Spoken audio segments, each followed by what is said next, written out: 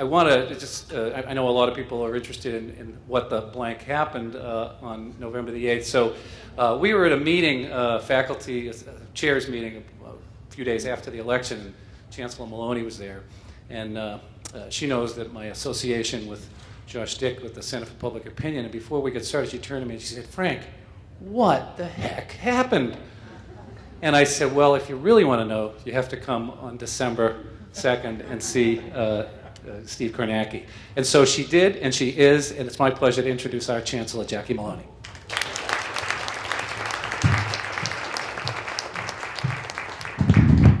Okay, I'm not sure that's exactly what I said. That's a much more politic way of saying it, Frank.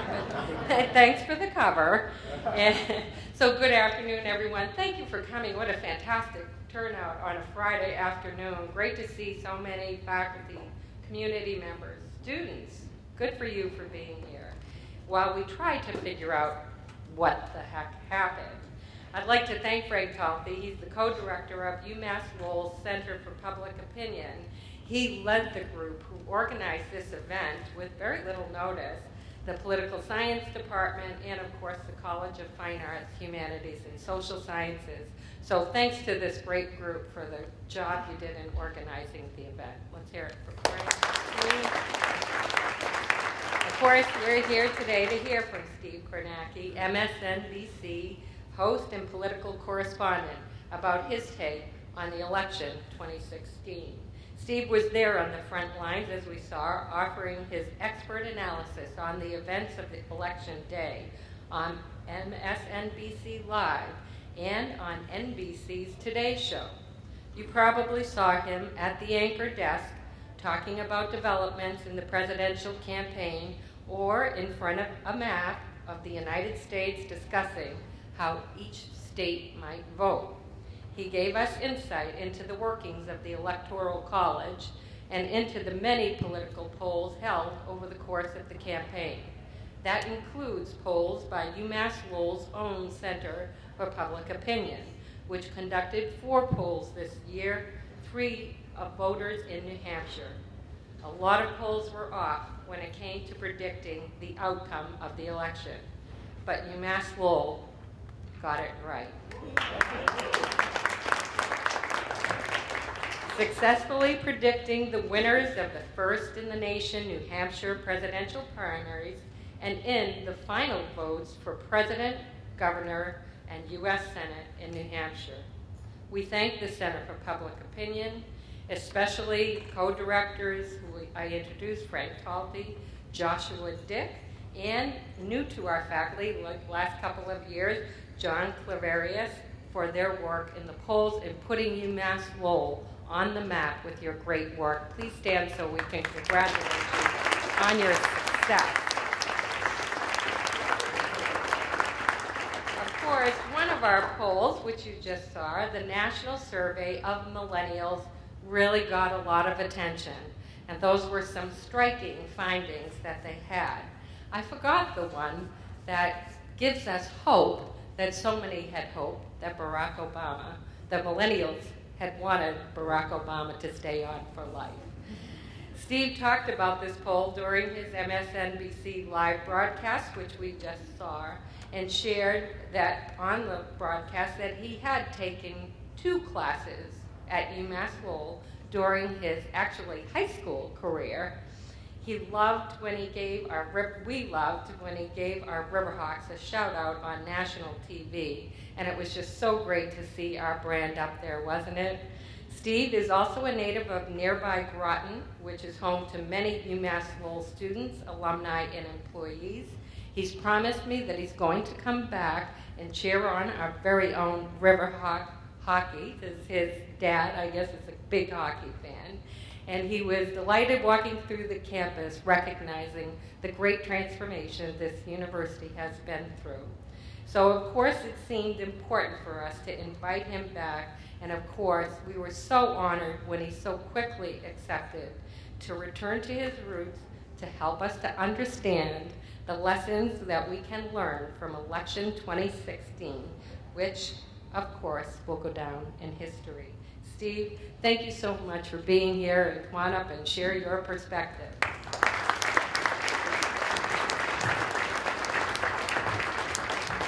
for that.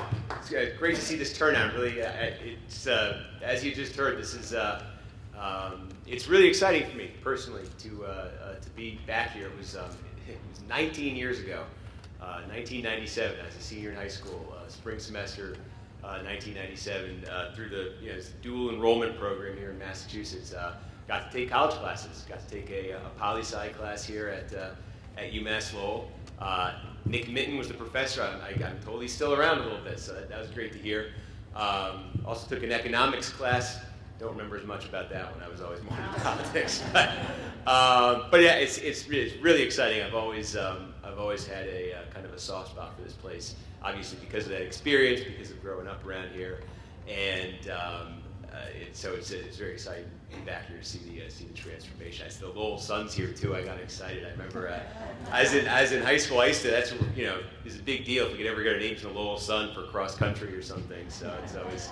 And I wrote an essay for them. I remember I was probably a sophomore or a junior in high school, and they went to all the local high schools, and I was on the student newspaper at my high school, and they wanted an essay from one student at every local high school. Do you want to stay in your hometown, when you grow up? And I'm from Groton, where the answer from 99% of my fellow students was, hell no. So I wanted to be contrarian, so I wrote an essay about how great Groton was, and of course I'll be there for life. So I haven't quite kept that promise, but I love Groton too. Groton is a great place. So anyway, the title here is what the bleep happened, and I have no idea. So thank you very much. I have some slides I'll take you through. Maybe I'll start just with. I'll take you through how election night kind of went for me, as all of my sort of assumptions about what had been happening in this campaign and what was going to play out in election night kind of went poof on the spot. And then we'll go through some of these slides that we'll go through the mechanics of what I think happened on election day and how we got to this point. So we had seen for months, obviously, the same polls you saw. National polls consistently had Hillary Clinton ahead. If you looked in all the key battleground states, she was basically ahead in most of them.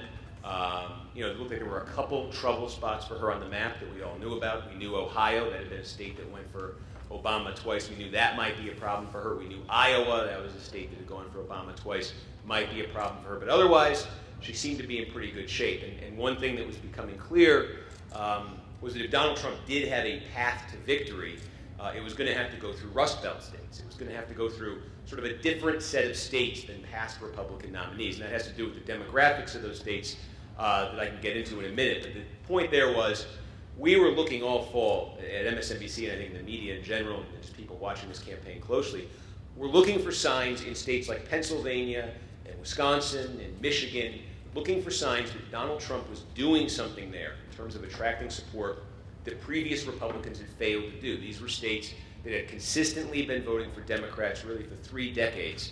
So the question was, are we seeing anything in the polls that suggests there's a shift in those states? And the short answer is we really weren't. I mean, we had good quality pollsters in Wisconsin, for instance. The sort of the gold standard poll in that state is considered one that's taken by Marquette University. Marquette Law School actually sponsors it. Every 2 weeks or so, they were putting out brand new numbers. I was paying very close attention. Is this the poll that shows a tie? Is this the poll that shows Trump ahead by a point? No. It was Clinton by 4, Clinton by 6. It was what you see in every election in Wisconsin. Seeing the same thing in Pennsylvania, seeing the same thing in Michigan. So I went into election night, obviously, I think with the same expectation probably everybody had, just about everybody had, probably including Donald Trump. We'll never know for sure. But that the polls had basically been right, that the states that Hillary Clinton absolutely needed to win were there for her, and that the states Trump would need if he was going to put that sort of narrow path together just weren't materializing for him. So that was my expectation going into election day. And at 5 o'clock on election day, we get the exit polls. So we've got every representative from every news organization is sequestered for the whole day. They take their cell phone, they take their mobile devices, they lock them up in a hotel room or something in New York. They'll never tell me where. It's one of those undisclosed locations, but they're in there all day.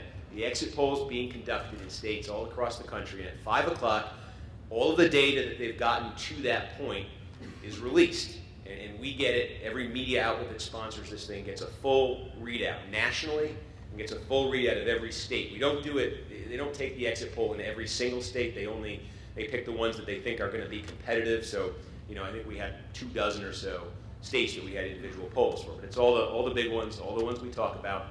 And we don't go to the air with the bottom, in other words, if we get a poll, an exit poll at 5 o'clock that says, Clinton's up 3 points in this state, we don't go on the air and say our exit poll says Clinton's ahead by 3 points. The agreement that we have really with Congress, it was something that the networks promised to Congress years ago, was we won't release that kind of exit poll information until the polls are closed in any given state. But if you watch political coverage closely on television on an election night, starting around 5 o'clock, if you watch closely, you can tell from the sort of the words, the language that the anchors are using. They've all seen the exit polls. They all think they know where it's going, and the commentary and the sort of direction of the discussion will point to what they've seen in the exit polls. So our discussion on air between 5 and 7 o'clock or so on election, I think, was clearly pointing, and it wasn't just MSNBC, it was every channel, was pointing to a Clinton win, because that's what the exit polls showed.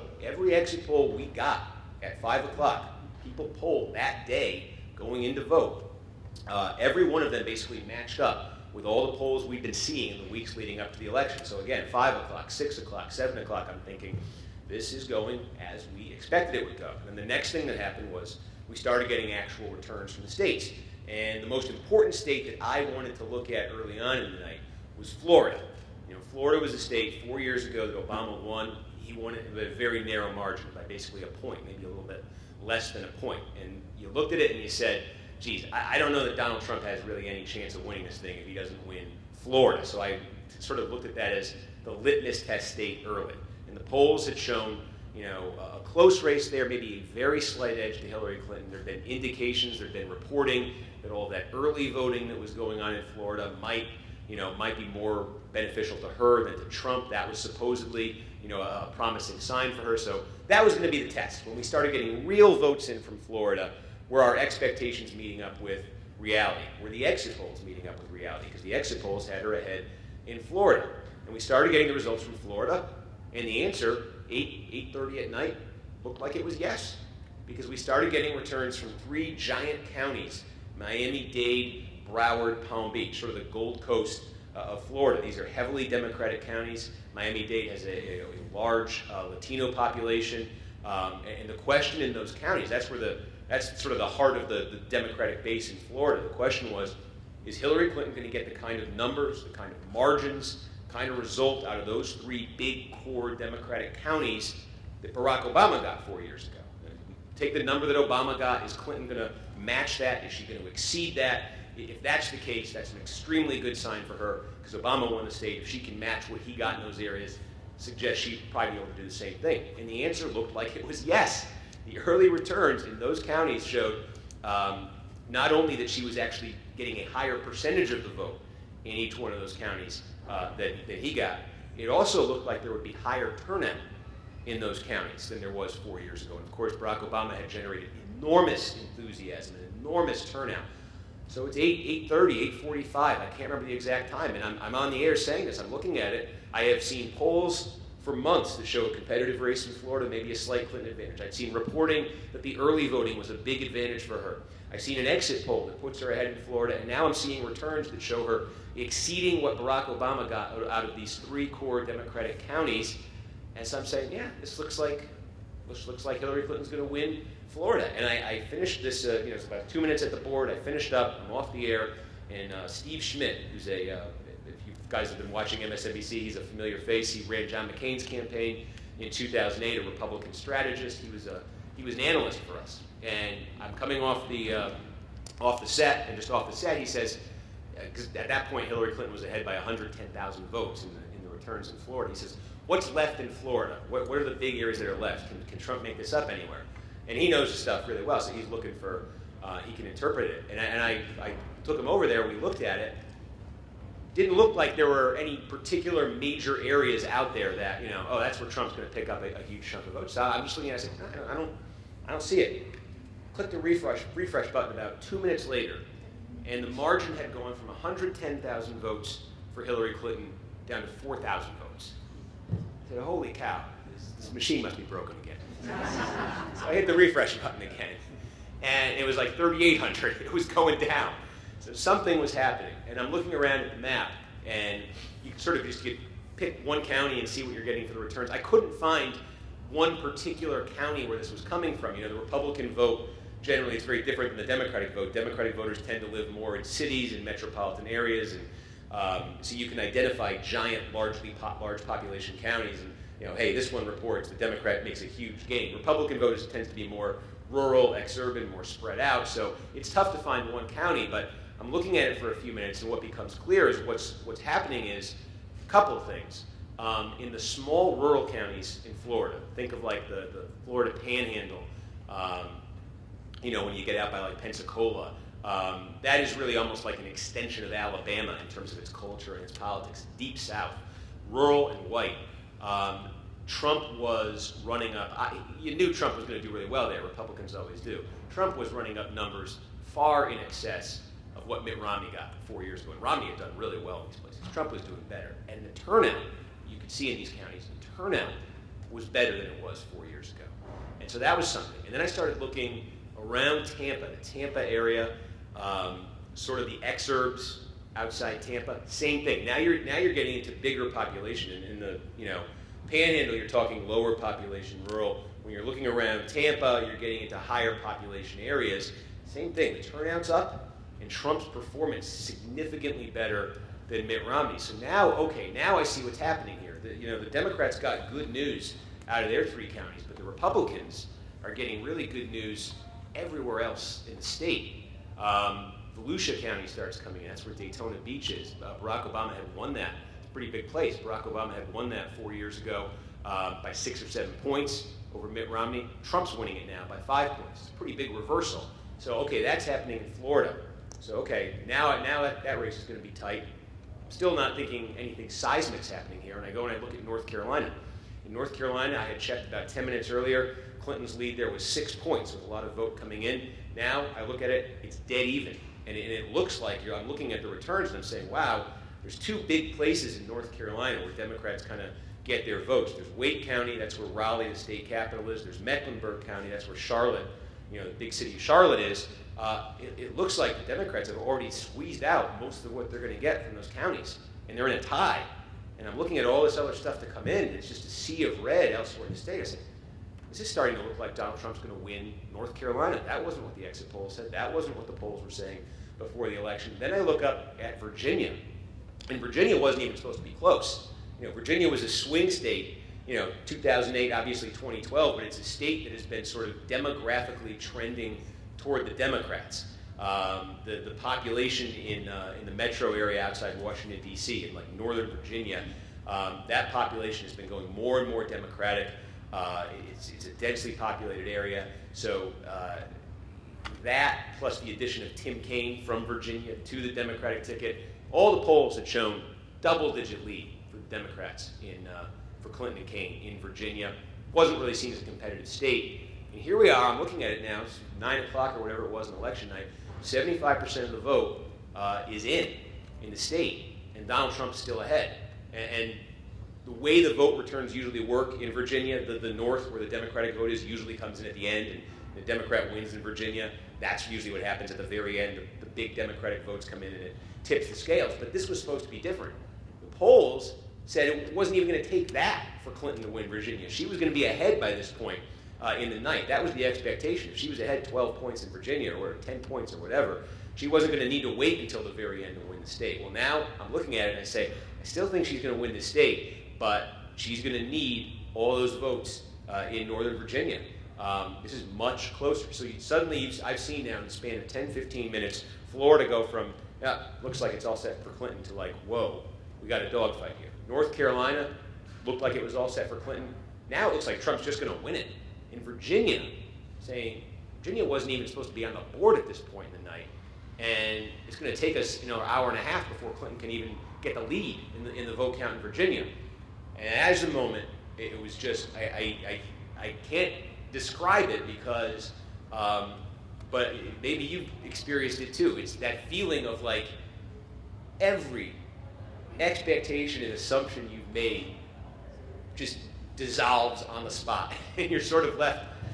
And then in my case, I had to go on TV and try to describe what was happening. So I had 30 seconds to recover my composure, just to process it. And I mean, it's like I can see literally what's happening. This has become a very competitive election. All of a sudden, that Donald Trump now has an absolute chance of winning. If this is happening in these states, I want to see what's happening in Pennsylvania, Michigan, Ohio, but Wisconsin. But there's reason to believe it's happening there too. I mean, we've seen this now in 3 states, 3 big states. The polls were off. The exit polls were off. And there's excitement. There's energy coming from Republican areas. We didn't think it was going to be that energized. So I'm starting to think ahead here. I'm saying if we're seeing it here, we definitely could be seeing it there. And if we see it there, Donald Trump wins the election. But to say that, to just shift in a course of 20 minutes from, everything's going as people expected to, hey folks, Donald Trump really might win here. I remember saying it and thinking, boy, I hope I don't regret this in 3 or 4 hours. I hope I'm reading this right, and it doesn't turn out that I was just looking into these numbers the wrong way, and then everything sort of is restored to what we expected. Well, obviously it didn't. And at about next 5 hours of the election night are a total blur to me. I can't place events with specific times. We saw Pennsylvania start coming in. We saw Wisconsin. We saw Michigan. It became, Minnesota. I remember looking at Minnesota at some point in the night. Now, Hillary Clinton ended up winning it, but, Minnesota was a state nobody talked about. Minnesota last voted for a Republican for president in 1972, and Donald Trump lost it by 2 points. Went right down to the wire in Minnesota. So there was it became clear where it was going. Election finally got called somewhere around 2:30 in the morning or so. I ran into somebody off the set who said, as a Republican, who said, he was obviously excited. He said, we held the Senate too. And I realized, I was like, wow. I mean, we had come into the night with all these plans to cover all these key Senate races. I was going to do 10 different hits on the air. I hadn't even thought about the Senate until 2:30. It was that kind of night. I was like, oh, you did? Well, no kidding. Maybe I said something else. So that was sort of, that's the long version of how that night went for me. In terms of why all of that happened, how all of that happened, I guess I'll go through some of these slides here. And then definitely really want to open up to questions, comments, and everything. I always love that. But I got four slides that will kind of give you my interpretation of what happened. So first of all, this is big picture. This is a breakdown of the vote nationally by race. And just one thing, the thing that I'm sort of, the theme here obviously is to try to understand Hillary Clinton is going to win the popular vote by like 2 million votes. 2.5 million votes. She's going to win the popular vote by like 2 percentage points, and yet she is not going to be president. Donald Trump wins in the Electoral College. So how does that happen? What does we've never had, we've had, in 2000, for instance, Al Gore won the popular vote. The margin was about 500,000 votes, and barely lost the Electoral College. I mean, Hillary Clinton's margin, in terms of just everybody in the country who went out and voted, who did they cast their ballot for? Her margin over Trump is going to be like 5 times what Al Gore's margin over George W. Bush was in 2000, and yet she will lose in the Electoral College by a much worse margin than Al Gore did. So it's one of the most bizarre outcomes we've ever seen in a presidential election. So how does that happen? So a couple things to go through here. First of all, take Black, Hispanic, and Asian vote. We'll start on that, the non-white vote. So one of the stories from the 2012 election was that the combined share of the electorate nationally, the Black, Hispanic, Asian vote, the non-white vote, hit 28% in 2012. 28%, and that was an all-time high. It's been, steadily growing, for years.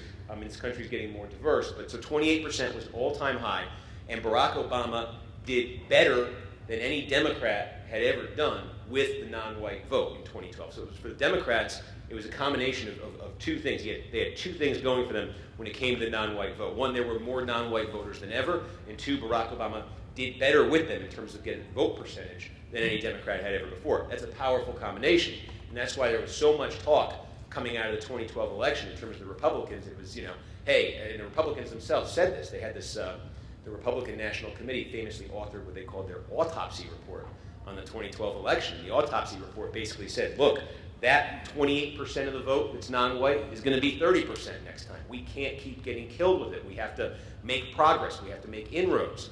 And of course, by nominating Donald Trump, the assumption, everybody's assumption, including just about every Republican I talked to this year, was, hey, that problem's only going to get worse with Donald Trump. It has to get better for Republicans to win nationally, and it can only get worse with Donald Trump because of all of his everything he said. I don't need to explain that, I think. So, but here's what happened. The non-white share of the electorate did go up. It did tick up. We're a diversified country. But let's go one by one here. Black vote. So look, if you're a Republican, obviously, if you're Trump, that's nothing to write home about. You lost by 80 points. But the margin 4 years ago, it was Barack Obama against Mitt Romney, was 87 points.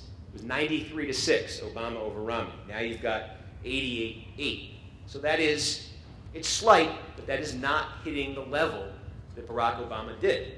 The Hispanic vote. This is one that I think surprised a lot of people. 4 years ago, when Barack Obama beat Mitt Romney, his margin with Hispanic voters was 71-27. It was a 44-point margin. And you think of Donald Trump's announcement of his candidacy, coming down the escalator, June 2015, talked about Mexican immigrants and all of the terms he used. Everybody's assumption was that 27% that Mitt Romney got for Latino voters 4 years ago, that was going to drop like a rock with Donald Trump. 27 had been a disaster for Republicans. When they did the autopsy report, one of the recommendations in the autopsy report was to deal with the issue of immigration reform. And the reason they put that recommendation in this Republican National Committee document after the 2012 election was Romney's 27% Latino voters, that's the fastest growing non-white group in this country, they could not survive in 2016 and beyond if they're getting 27%. So that was the recommendation. And look, obviously Donald Trump didn't follow that recommendation. So the assumption was 27 was going to be the good old days. And in 2016, Donald Trump was going to be at, 20, somewhere in the teens. It was maybe half of what Romney got. Well, he got 29%. He got 29% of the Latino vote. And Clinton got 65%. Obama got 71%. So you've got what was a 44-point margin for Barack Obama in 2012 falls to a 36-point margin. Again, it's an overwhelming win for the Democrats, but not as overwhelming as it was 4 years ago. The Asian vote. 4 years ago, it was 73-27. This time, 65-29. So again, you're seeing slippage. You did not see, obviously these are not good numbers for a Republican with non-white voters, but they are not as disastrous as they were expected to be. So that is one thing that happened here. The Democrats did not get from those three groups of voters the level of support that they were able to get 4 years ago with Barack Obama. So the second thing then, take a look at the white vote. So the white vote now, it's 70% overall, 70% of the country, 70% of the electorate is white. And that overall number there, the 58-37 win for Donald Trump with the white vote, that's basically identical to what happened 4 years ago. Mitt Romney, 4 years ago, got 59% of the white vote. Barack Obama got 39. So it was a 20-point margin 4 years ago, 21 in this exit poll.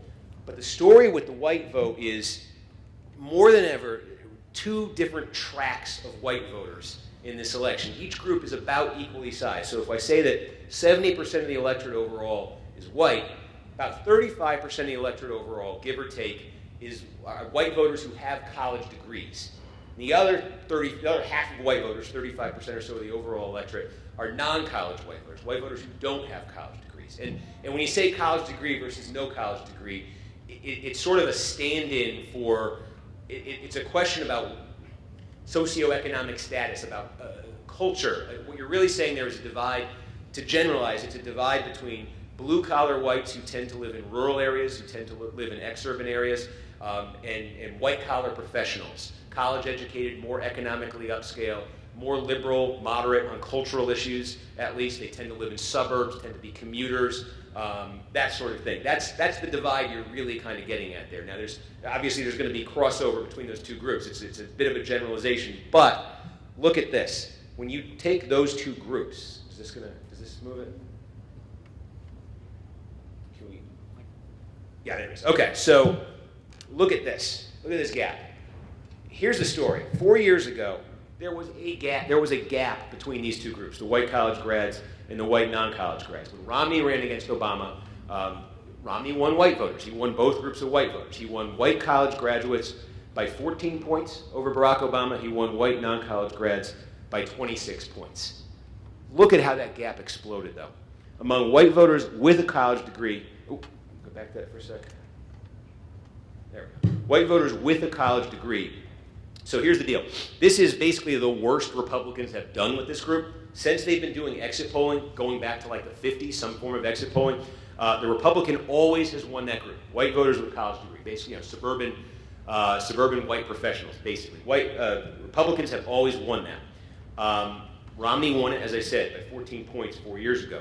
The polls throughout the fall said that Hillary Clinton was going to win this group. She was going to become the first Democrat to win suburban whites. And it might not even be by a close margin. I mean, there were polls that had her margin over Trump by like double digits. And this was the group of voters more than anything that the Clinton campaign was trying to speak to with its television advertising. I mean, if you watched cable news, you probably saw this ad 20,000 times. How many times did you see the ad? The TV is on, and it's one inflammatory Trump statement after another, and the kids are shaking their head, or the parents are on the couch, and they're dismayed, and it's Trump insulting the reporter, and it's Trump, being vulgar. That ad was all about these voters and how the Clinton campaign thought they could attract traditionally Republican voters who lived in the suburbs, who tended to be more culturally moderate, and who they thought would be just so offended by Donald Trump. They would consider him so basically unfit in terms of his temperament, in terms of the language he used, in terms of the divisiveness, that they would be so offended by Donald Trump that they would be won over. And the polls were telling them that's what was happening.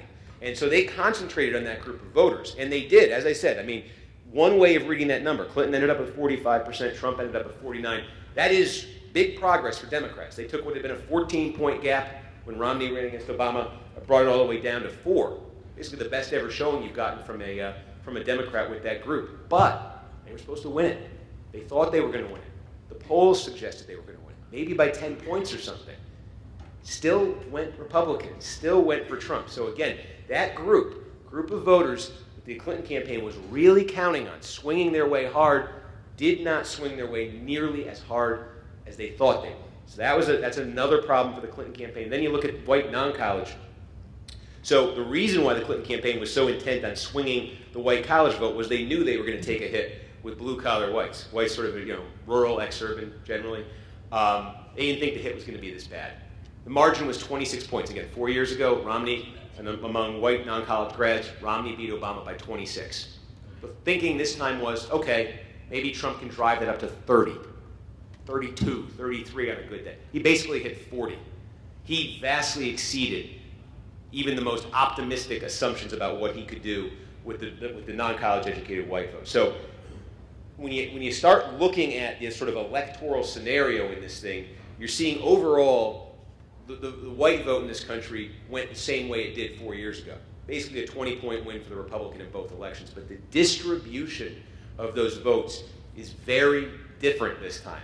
And so when you start to try to figure out how can a candidate lose the popular vote by 2.5 million votes nationally and yet put enough states together to win the Electoral College, it's because, in large part, the distribution of these voters, that big gap in where each group is distributed, Trump won the states with the big white non-college populations. And he especially won the states where you had white non-college populations that had been still somewhat favorable to the Democrats all the way through Obama. They switched in big numbers this year. So we can put this all together. Use Pennsylvania as an example. I mean, Pennsylvania can basically tell you the story of everything that happened on election night nationally and why Donald Trump is president. So, will be the president. I don't have the pointer here, but the background is the last time before this year that Pennsylvania had gone for a Republican in a presidential election, you had to go all the way back to 1988. George Bush Sr. beat Michael Dukakis in 1988 in Pennsylvania. Since then, every presidential election, Democrats won it. It's been relatively close, and Republicans make an effort there every 4 years. But this was like the white whale of Republican presidential politics. Every Republican candidate every 4 years, I'm going to be the one that takes Pennsylvania. I'm going to put the field staff in there. I'm going to go in and campaign. I'm going to put ads on the air. And they always fail. They always fail. So Donald Trump looked like, according to the polls, he'd be the next Republican to fail. He was consistently losing, 5, 6, 7 points in Pennsylvania. So how did he end up winning it? Take a look. There's a couple steps here. In the far southeast corner there where you see Philadelphia, that county right there, this is the county map. Obviously it's blue. This is a big, it's Philadelphia. It's the city of Philadelphia.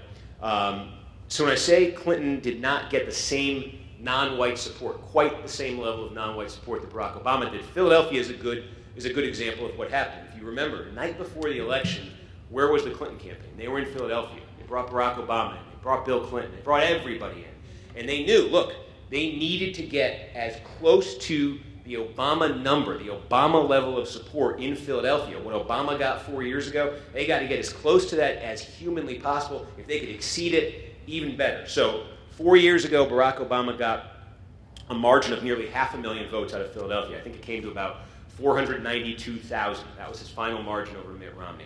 So the question was, how close to that can Clinton get? They did pretty well. I think the final numbers came in yesterday, and it's sitting over, she got over 470,000. Her margin's over 470,000, but not quite as well. She missed out on about 15 to 20,000 votes out of Philadelphia in terms of the margin that Barack Obama got. And when you see how close statewide was, 15, 20,000 votes short of Obama's numbers, that can make a difference. So that's one thing that went wrong for the Clinton campaign in Pennsylvania. But that's relatively small compared to what happened. If you look at the blue counties, the 4 of them that are outside of Philadelphia, immediately outside of sort of a ring around Philadelphia there, those are the big 4 Philadelphia suburban counties. So it's Bucks, Montgomery, Chester, and Delaware. Tons of voters there.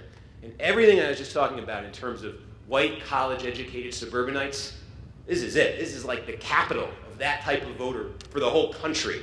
And everything about the Clinton campaign strategy of trying to turn those voters against Donald Trump, it was with these voters right here in these counties in mind. In fact, there was a statement from Chuck Schumer, top Democrat in the Senate, and obviously he had his own interests in this campaign, trying to get Democrats elected everywhere, including Pennsylvania. He was asked about a week or two before the election, hey, are you worried about Pennsylvania at all? Because Donald Trump might be doing really well in those rural areas. Are you worried about that at all? He said, no, I'm not worried about it, because every vote we lose to Trump in the rural areas, we see all the red there, we're going to get 2 in the suburbs.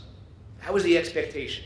So again, every Republican candidate before this year had won the college-educated white vote. Clinton campaign believed they were going to be the first to win it. They might win it by a big margin. And that was going to be, in particular, the difference maker in Pennsylvania. So those 4 counties there that I just mentioned, they did go Democratic, and they had gone Democratic, 3 of them did, 4 years ago. But if you add them all up, those 4 counties, 4 years ago, the margin for Barack Obama over Mitt Romney was 10 points. 10 points in the Philly suburbs. And the Democrats said, look, on an average day this year, we're going to win it by 20. Obama got 10. They all hate Trump there. We're going to win it by 20. On an average, on a good day, 25. On a great day, 30. That was the expectation. So what did they end up getting? Obama got 10, Clinton's margin, 15. They didn't get the kind of, they got some movement. They got movement in the Philadelphia suburbs. They got movement among suburban whites. But that is not the kind of movement that they wanted. They wanted much bigger margins out of there. And so get outside the suburbs and you start seeing all that red. And there's 2 things. One, a lot of those counties are just, they're big geographically, but they're small in terms of population. It's rural counties. And it's what I was saying about Florida. You start looking inside these counties, turnout through the roof, enthusiasm through the roof. And Trump, Romney won all those, red counties in the middle of the state 4 years ago. Trump won them by bigger margins. Just more enthusiasm and a little bit more support for Trump. So he's getting more out of the interior of Pennsylvania than Mitt Romney got. And the final piece of the puzzle that puts Trump over the top in Pennsylvania and really across the entire Rust Belt, across the entire Midwest, and by extension in the Electoral College. So take a look where Scranton is there. So that's Lackawanna County. That's a blue-collar town. That's a blue-collar area. And it's blue. The Democrats won it. Hillary Clinton won it. But that is like Scranton, Pennsylvania, Youngstown, Ohio. That's the kind of place the Trump campaign was saying all year, those are our voters. We're going to make them our voters. So the margin 4 years ago, Barack Obama in Lackawanna County, where Scranton is, Barack Obama beat Mitt Romney by 28 points there. 4 years ago. Margin on election day 2016, Hillary Clinton won by 3. Went from 28 to 3. And you got people, there's population there. That's not insignificant. Look in the top northwest, the northwesternmost county in Pennsylvania. It's red. That's Erie. It's Erie, Pennsylvania. That was a double digit. That was a 20-point win for Barack Obama 4 years ago. He won Erie County by 20 points. Trump won the county outright. So that's the final piece of the recipe. Those sort of old, factory towns in the industrial Midwest have been sort of hollowed out for all sorts of reasons, over the last generation or so. That's where Trump's message resonated the most. That's where the most voters turned, changed, went from voting Democratic 4 years ago, Democratic their whole lives, to voting for Donald Trump, or not voting for the Democrats in nearly the numbers they had. And that is just, Pennsylvania is the example. I'll just go to the last slide here. I mean, that is the story of the shift that made Donald Trump president. What this shows, this is a map of every county in the country. And every county is getting a shade of green here or white. What it's measuring is this. It takes the result in each one of those counties from 2012, Obama versus Romney. It takes the result. So if, Obama wins a county, we were just talking about Lackawanna County in Pennsylvania. Obama wins the county by 28 points. It takes that result and it compares it to the result in 2016. So a county where Obama won by 28 and Clinton only won by 3, obviously that's a county that got a lot more Republican between 2012 and 2016. So the green reflects how much more Republican it got. So the darker the green is, the more Republican it got. So a place like Lackawanna County is just going to be the darkest shade of green you can find. But look at the pattern that emerges when you start looking at where that happened. It starts, really, it's a big patch there that starts in northern Maine. Look at northern Maine, the rural parts of Maine, western Maine.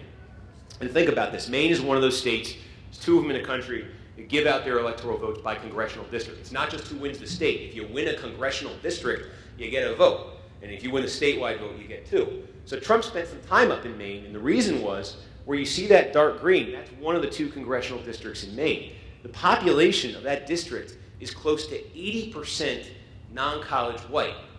It is one of the biggest concentrations of the type of voter that swung the hardest to Donald Trump, all in that one congressional district. Barack Obama won that congressional district 4 years ago by double digits. Donald Trump won it by double digits. Huge, huge swing. He got the electoral vote out of Maine, the first Republican to do that since they've been splitting the vote. And you see, it's an extension. It's a certain type of rural, blue-collar, white voter, basically in the northern tier of the country, stretching down a little bit into Missouri, out you can see there. But look, it goes through, New York wasn't a competitive state. Hillary Clinton won it, New York City and Westchester and all that. You're not going to overcome that if you're a Republican. But look at the rural parts of New York. Look at western New York. Look at upstate New York. Look at the dark green. You see it in Pennsylvania there. We were just telling you the story of Pennsylvania. Look at Ohio. One of the counties there in eastern Ohio, right near the Pennsylvania border. That's where Youngstown is. Mahoning County. Mahoning County was like a 30-point win for Barack Obama 4 years ago. I think Clinton carried it by 3 points. Huge, huge shifts. I mean, and you can see it. It goes into the Upper Peninsula of Michigan, the rural northern part of Michigan. Trump pulled out Michigan. Small margin, but look at where that shift's taking place. Even you go into like Minnesota. I told you it was a 2-point race in Minnesota, much closer than anybody expected. You could see like the Iron Range there in Minnesota. So in terms of like how does a candidate lose the popular vote by 2.5 million votes and still get more than 300 electoral votes, look how tightly and geographically concentrated Trump's voters are. They're in just the right places to get to those, to get that magic number of electoral votes. Here's the bottom line. Hillary Clinton wins the popular vote by 2.5 million votes. Trump, though, if you add up the 3 closest states that he won, they were Pennsylvania, Michigan, Wisconsin. Those are the 3 closest states in terms of what Trump's margin was. If you add up his victory margin in those 3 states, they are the 3 states, by the way, that made him president. Without all 3, it doesn't hit 270. If you add them up, 78,000. 78,000 votes total, his victory margin from all 3 states combined. That's why he's president. 78,000 vote margin in 3 states combined. So this is one of those moments of like triumph for people who like cliches, because all throughout the fall campaign, if you were watching me or any of the other, King on CNN, any other people doing the board, doing the wall, doing the map during the campaign, looking at that path to 270, you probably heard the cliche invoked at least once that, hey, Donald Trump would need an inside straight.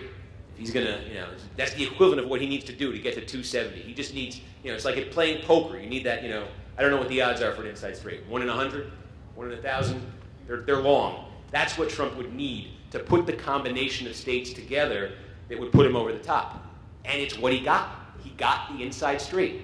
He lost the popular vote by well over 2 million votes, and he gets 306 electoral votes because his supporters, the people he activated, the people he turned on Hillary Clinton, were in just the right places. And you can see it, I think, pretty clearly on that map. So that is where I'll leave this, I guess, and we'll do some questions. How about a hand for Steve? We have about 25 minutes for questions, Steve. Sure. So is that good? Yeah. All right, we'll start. And David has been kind enough to take the microphone and come to you. So, first question. You have some explanation why the polls were so far off. Well, so we were actually talking about this, with the polling institute folks here earlier. But one thing is, I'll defend the national polling because it basically had Hillary Clinton on election day up by about 4 points, 3, 4, 5 points, somewhere in there. She will win the national popular vote by 2 points. It's not. I don't think it's a huge miss in the national polling. And it's taken a while for this. I think one of the interesting. It's almost like a theoretical question, but this whole popular vote thing. She's going to win. She's winning California by millions of votes. California, if you're following this closely, you may have noticed they take some time to count their votes. They're still counting them. Still got hundreds of thousands of votes to count out in California, so her lead's going to increase. It's taken 3 weeks since the election for it to come into focus how big this popular vote margin is. I mean, on the morning after the election, Trump had been declared the winner, Clinton had conceded, everybody was doing their what happened, what went wrong, how did the pollsters fail. At that moment, Trump was still leading in the popular vote count. It's taken days, weeks after the election for it to become clear that Clinton actually got a much larger number of votes. So I think some of the commentary that's out there about the polling being off and wrong is a product of that. We didn't know. When everybody started writing their postmortems on this thing, we didn't know the extent of Clinton's popular vote victory. We do now. And I look at it and I say, a poll that had Clinton up 4 points on election day, she won by 2.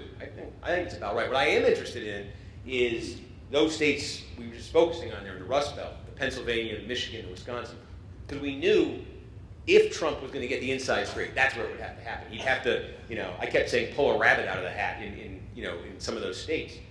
And I was looking very closely at the polling in those states throughout the fall for any sign that was about to happen. And there was really never a sign in any of the polling in those states. And so that is the question to me: what happened in those particular states? I haven't seen a great answer. I've heard, one pollster I talked to suggested that there's a problem, maybe a systemic problem or something, getting rural voters, rural white voters, sampling them or whatever. I don't, I'm not sure how much there is to that. That's the explanation the Monmouth guy gave me. So. Hi, great analysis. I have a question on the new media, like Breitbart and Drudge, where they probably have 5-10 times more readership than maybe MSNBC. On no one has a bigger audience than us. What are you talking about? no, and your analysis was great, but reading those sites, especially on Florida, there's a lot of information saying that Trump would win Florida because of the Cuban population, the Venezuelan population, and then the population in the Panhandle. I mean, so my question is, it looks to me like the Clinton campaign just overlooked a lot of major media and major polls. Do you have a comment on that? Well, so the Latino vote in Florida actually was. Florida's a little different when you start looking at the Latino vote because of the large Cuban population, and just historically, the Cuban vote was staunchly Republican. It had to do with Castro and communism, and the Republicans being the sort of the hardliners on communism. And then more recently, you've seen like a generational divide among Cubans emerging in Florida. The younger generation, more Democratic friendly, the older generation still loyal to Republicans. So that's certainly still a factor. My anecdotal story, my cousin married into a Cuban family in Miami, and the older generation was just diehard for Trump in this election. The younger generation wasn't. But the polling, the exit polling in Florida gives Trump close. I think it's 39% of the Latino vote in Florida. So again, I mean, he basically got 40% of the Latino vote, powered in large part by the Cuban vote. So that's always a factor in Florida. The national problem Republicans have with the Latino vote is not as bad in Florida because of the Cuban vote. But yeah, it wasn't. The expectation was not that Trump was going to get 40% of the Latino vote in Florida. I mean, the expectation was still it'd be down, closer to 30. So there was, a bigger number there. But the Clinton campaign clearly in the final days understood that there was a vulnerability in the Rust Belt. They understood that Michigan was vulnerable. Clinton went in there. They understood Pennsylvania was vulnerable. They sent everybody to Philadelphia the night before the election. So they did get it at some point, and the Trump people certainly got it too, sending Trump out there. But I will say, Pennsylvania is a good example. Clinton campaign and their super PAC, you could make a case they missed something in Michigan and Wisconsin, but they didn't miss it in Pennsylvania the whole campaign. They were there. They were on the air. They were organized. They had people knocking on doors. They were doing everything you're supposed to do to win Pennsylvania. And it just makes me think, in the end, there was something just bigger that happened. Bigger than, the mechanical organizing of a campaign, bigger than television ads. There was just something almost cultural, I think, that happened. And, because you could say they should have thrown more into Michigan and Wisconsin, and I'm sure they wouldn't disagree with that right now. But they threw everything in Pennsylvania. It didn't matter. The basis, I just want to follow up. The basis of my question wasn't so much. The basis of my question is there's a whole universe of media out there. There's the Breitbart and the Drudge websites, which actually turned out to be very accurate. So my question is really what happened and what going forward. How is your media like MSNBC and CNN going to kind of course correct to make sure that they put out the right message? Well, I guess I would quibble that I don't think that there was original reporting on Drudge that was accurate. I mean, what he was doing, or Breitbart for that matter, they weren't sponsoring their own polls, paying for their own polls. And I mean, honestly, one thing Drudge was hyping during the campaign a lot, there was a daily tracking poll from the Los Angeles Times, the national race. It was consistently showing Trump ahead. This result is not a validation of that poll. Trump did not win, the national popular vote. If Trump won the race by 3 points nationally, I'd say, oh yeah, hey, the LA Times had this. They were on. Clinton's going to win the horse race nationally by 2 points. I mean, that's a symbolic thing. Don't get me wrong. I'm not, Trump won the election. But in terms of what I think the pollsters who had Clinton up 4 got it more right than the pollsters that had Trump up 3 points. Clinton won it by 2. So I do think there is a thing in the media where, and I've seen this reporting since the election. I mean, the voters who took us by surprise, who didn't pop up in the polls in those Rust Belt states in particular, they're the voters we missed in a lot of ways. We missed their story, and I think that's the course correction the media has to make. Hi, is there anything that you would change personally about the perspective you took analyzing your predictions of the election? I would have predicted Trump. No, so this will sound cute, I guess, but I honestly, I was really intentionally trying during the campaign not to be making predictions. And I wasn't trying to use, when I was putting the map up on the screen and saying if he wins this state, if she wins this state, I wasn't trying to make a prediction. And part of that is because I went through that phase in my career where I would just confidently tell everybody, oh, I know that, I remember about 6 years ago here in Massachusetts, when Scott Brown was running against Martha Coakley. It was a special election for the U.S. Senate. Ted Kennedy had died, and it was Scott Brown versus Martha Coakley. About 2 or 3 weeks before that election, a poll came out that had Brown within, 6-8 points. Coakley was ahead. It was probably a 6-8 point margin. And it got a lot of people paid attention. Like, oh my God, can a Republican actually win a Senate race in Massachusetts? And I remember I wrote a column saying, I'm from Massachusetts, it'll never happen. And believe me, that I've been reminded of that once or twice. It happened. So I took that as a cautionary, sort of a cautionary moment.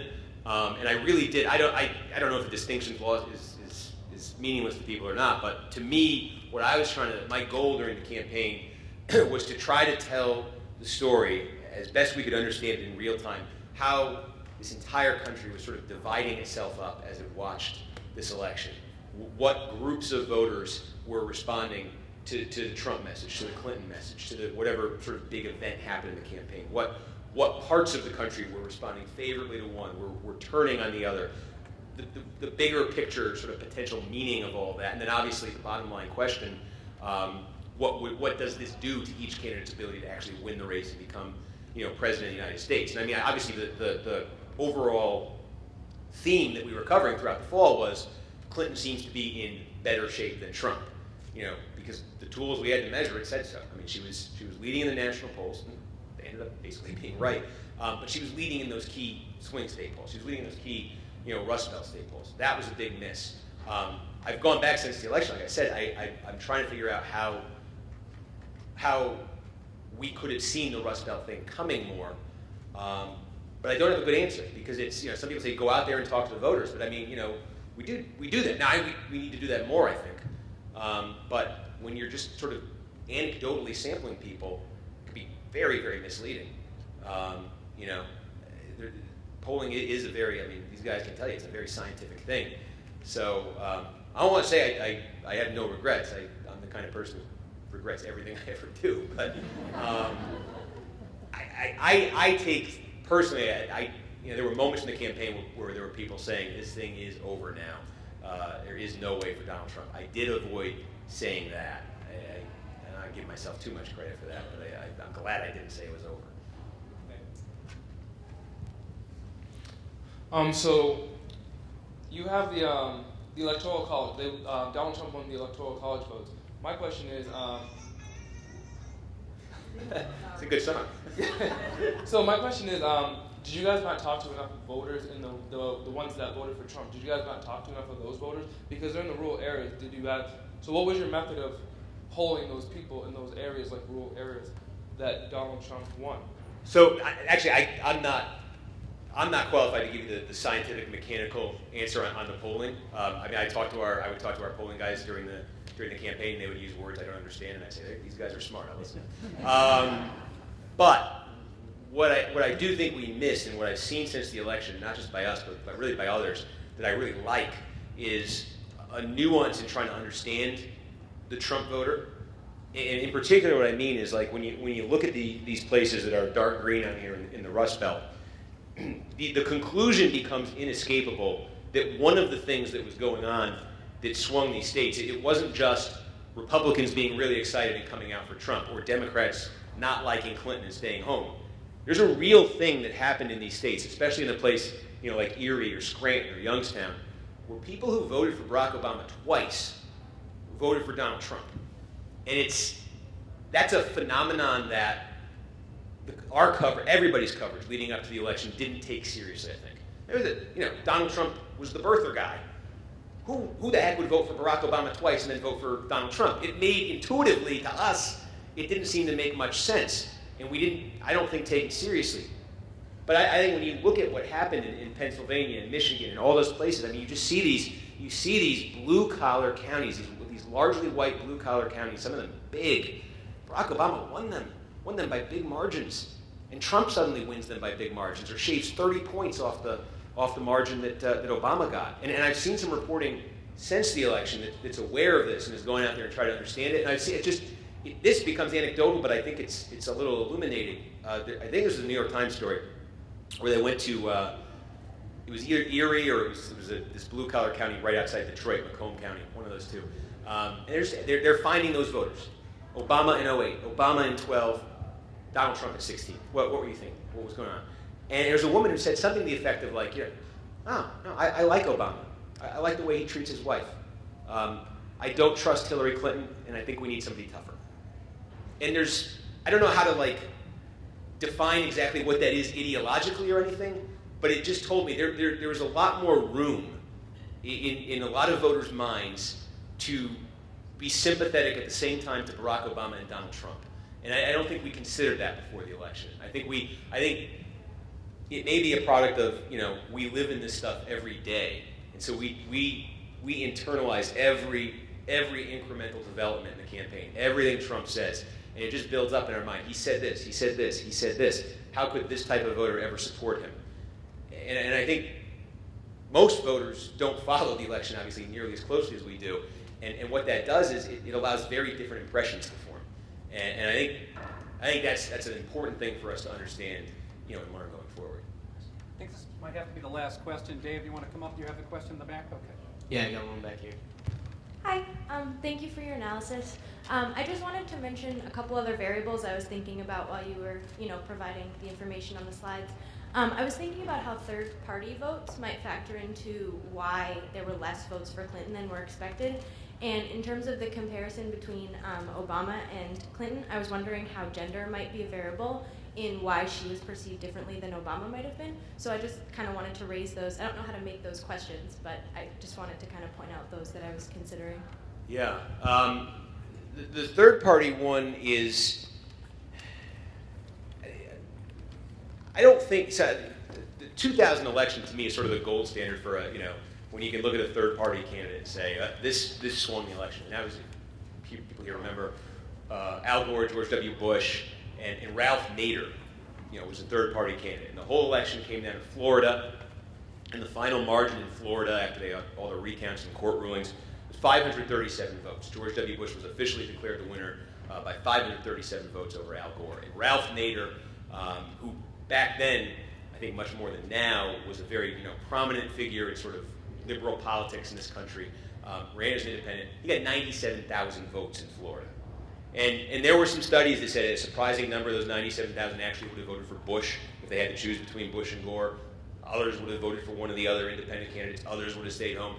Gore would not have gotten all 97,000 of them, but it is almost impossible to look at that and say, if you just change that one variable, that Gore is not going to overcome a 537 vote deficit, given 97,000 Ralph Nader voters to work with. So to me, that's always the most direct third-party candidate caused it. I think when you start looking at it, I know I saw this yesterday. There was the counting changed a little bit in Pennsylvania yesterday. There were these provisional ballots in Philadelphia. It takes them forever to count and tabulate. They released them yesterday, and what it did was it brought the winning margin for Trump down to about 46,000 votes statewide. It had been close to 70. Now it's 46,000. And what that meant was, in each one of those three states, Michigan, Wisconsin, Pennsylvania, Jill Stein, the Green Party candidate, got more votes than the margin in all three of those states. And I've seen, some people who are making that connection, trying to, this is Ralph Nader all over again. But I think, again, you're talking about a Donald Trump margin of 46,000 votes in Pennsylvania and Stein getting 49,000. And I don't think all 49,000 of those go to, I think give me a 49 vote race, and I think it makes a difference. A 490 vote race. But I don't think at that, you see similar numbers in those other states. So, you could say what effect did their presence in the race have? What effect did Gary Johnson's presence in the race have? Did that change the conversation, in some way? I mean, we were talking about this before this. I mean, remember Gary Johnson's running mate, Bill Weld, our former governor here, spent the last week of the campaign telling everybody to vote for Hillary Clinton. There's some mixed messages coming out there. And in terms of gender, boy, I don't know how you measure it in a poll. And I mean, ultimately, to make these conclusions, you got to look at numbers. And I mean, I think everybody has hunches about what might be going on, at least in some places, but I don't know how you measure it. I do know one of the aspects of, we talked about the Philadelphia suburbs there and how Donald Trump did not get blown out to the degree he was supposed to. Everybody thought he would. And that white college graduate number being a 4-point Trump win, everybody figured it'd be like a 10-point Clinton win. Big part of that is women in particular, white women in the suburbs, to use those numbers, did not in the end turn on Donald Trump the way the Clinton campaign was convinced they would. Clinton campaign was just, it wasn't, they thought those voters would be offended by Trump, they thought some of those voters would be moved by the idea of electing a first female president. Did not move them anywhere near the numbers. You know, why? I'd love to read smarter people than me talk about that, but. Ladies and gentlemen, please give Steve a warm and thank you from all of us here at UMass Lowell. Steve, Chancellor Maloney, I think, has a little something for you there, Steve, before you get away. Steve.